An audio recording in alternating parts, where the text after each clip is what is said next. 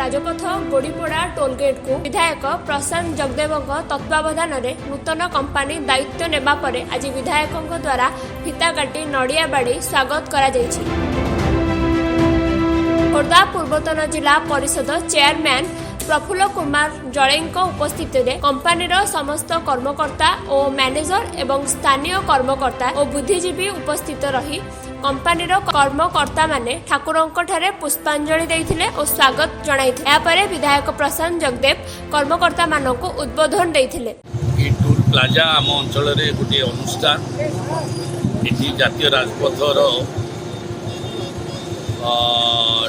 Toll collection होची से गोटे अनुष्ठान होती आम पिलाने सब करते ये लोकाल विधायक को यूनियन सभापति भाव में दायित्व देइछंती जेहेतु नुआकरी विधायक भाव में निर्वाचित होती तो ये यूनियन दायित्व मुझे आज आउ गोटे नुआ कंपानी आसिक दायित्व नहीं आम समस्त एकत्रित होती भाव में ट्राफिक व्यवस्था ये ठीक भाव में चलो शृंखलित भाव में टोल प्लाजा चलो से विषय आलोचना है आज ठारू गोटे कंपानी नुआ कंपानी आपको दायित्व नेले तो यही अवसर में समस्त हार्दिक अभिनंदन कृतज्ञता और शुभेच्छा जनाऊँ।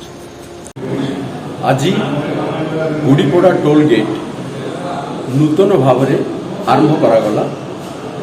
नुआ मालिक नुआ कंपानी तार चार्ज नेले आज भल भाव में आरंभ है। आज नुआ कंपानी पिला माने कार्यरत रहिबे एठे गुड़ीपोड़ा टोल प्लाजा। खोर्धा टांगीरो विभूतिभूषण दास को रिपोर्ट विश्ववाणी लाइव।